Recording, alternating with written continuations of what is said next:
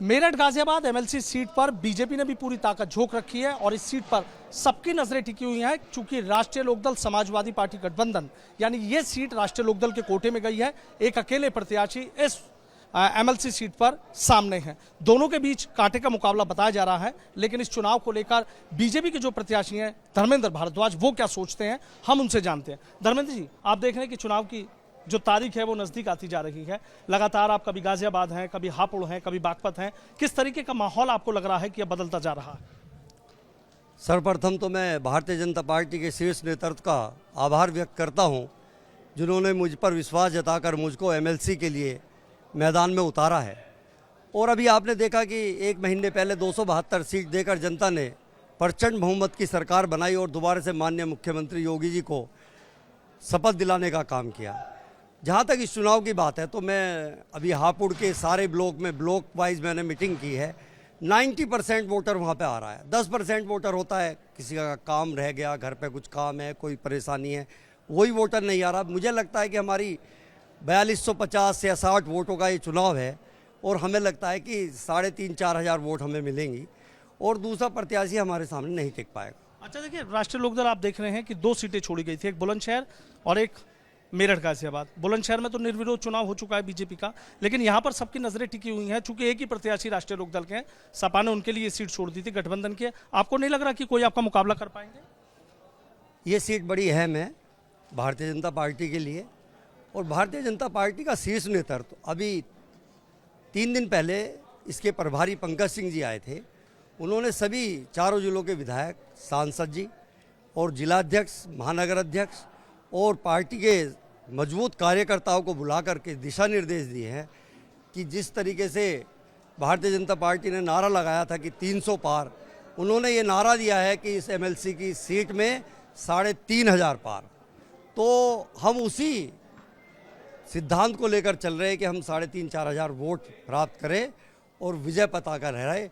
हमें लगता है कि 3500-4 हज़ार वोट हमें मिलेगी। कोई सभी वर्गों का ऐसा नहीं है। आप कहते हैं कि भारतीय जनता पार्टी में मुस्लिम समुदाय का वोट नहीं मिलता। आज शाम को ही हमारे यहाँ 301 पार्षद, बीडीसी मेंबर, प्रधान पार्टी ज्वाइन करने जा रहे हैं। ये एक बड़ी खुशखबरी भी है और भारतीय जनता पार्टी को के कुनबे को, परिवार को बढ़ाने का मैं काम कर रहा हूं और भारतीय जनता पार्टी के परिवार को बढ़ाते हुए इस चुनाव को जीतूंगा और भारतीय जनता पार्टी के सिद्धांतों पर काम करूंगा।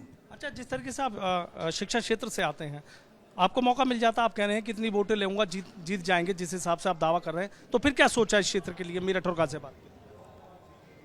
भाई, इसमें जो विकास निधि मिलती है उस विकास निधि को बड़ी ईमानदारी से हर जिले वाइज कमेटी बना करके हर ब्लॉक प्रमुखों से, क्योंकि ब्लॉक प्रमुखों की बड़ी अहम भूमिका होती है। मेरे साथ अभी आप देख रहे होंगे मेरे बराबर में खड़े मनोज चौहान जी ब्लॉक प्रमुख है, मेरे ही ब्लॉक से। जिस गांव का मैं ब्लॉक में रहने वाला हूँ उसी गांव के ब्लॉक प्रमुख हैं। तो सभी ब्लॉक प्रमुख मेरे साथ हैं और तन मन धन से मेरी पूरी की पूरी चुनाव को देख रहे हैं।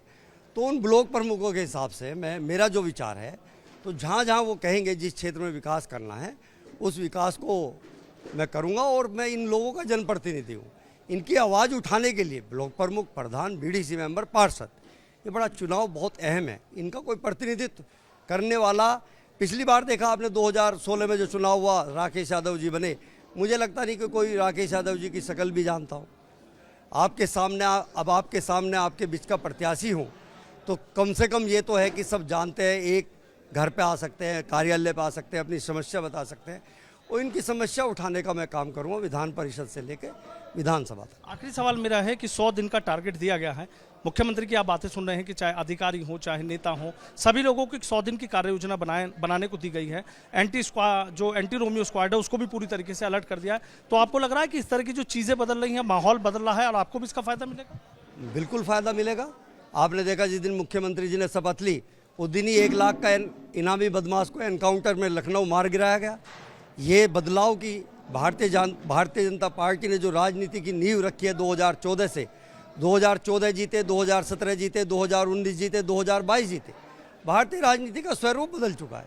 मुझे नहीं लगता कि कोई पार्टी, मैं आपको दावे के साथ कह सकता हूँ कि 10-5 सालों में, 15 सालों में ऐसा ना हो कि कोई पार्टी ना ही बचे। विपक्ष ही ना बचे।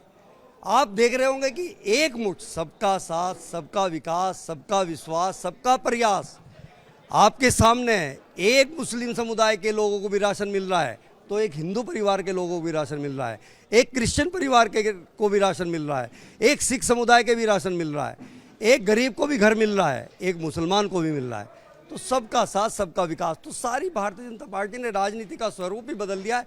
उस स्वरूप में ऐसा ढल चुका है जनता कि मुझे लगता नहीं, मैं बात दावे के साथ कह सकता हूँ कि 10-15 सालों में कोई पार्टी विपक्ष के नाम पे नहीं बचेगा। पूरे आश्वस्त हैं अपनी जीत? मैं अपनी जीत पे आश्वस्त तो हूँ, लेकिन भगवान का आशीर्वाद और ऊपर वाले का आशीर्वाद, माता का आशीर्वाद, नवरात्रे चल रहे हैं, माता वैष्णो देवी का आशीर्वाद अगर होगा तो मुझे विधान परिषद ले जाने का काम करेंगे भगवान और माता वैष्णो देवी, और उन्हीं के चरणों में मैं सबसे पहले नतमस्तक टेकने जाऊंगा। ये मेरी इच्छा है।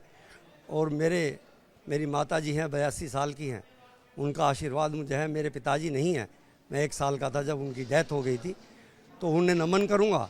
उन सब बड़ों का आशीर्वाद है, मेरे क्षेत्र के बुजुर्गों का आशीर्वाद है, तो शायद मैं विधान परिषद पहुंच जाऊं सभी के आशीर्वाद से। बहुत बहुत शुक्रिया। तो देखिए, धर्मेंद्र भारद्वाज हैं, हमारे साथ हैं, सीधा कह रहे हैं कि अपनी जीत को लेकर पूरी तरीके से आश्वस्त हूँ, किसी तरह की कहीं कोई दिक्कत नहीं है। जिस तरीके से सरकार काम कर रही है उस तरीके से उन्हीं की जो जीत है वो निश्चित होगी। वीडियो जर्नलिस्ट सत्येंद्र सिंह के साथ सनुज शर्मा, एबीपी गंगा, मेरठ।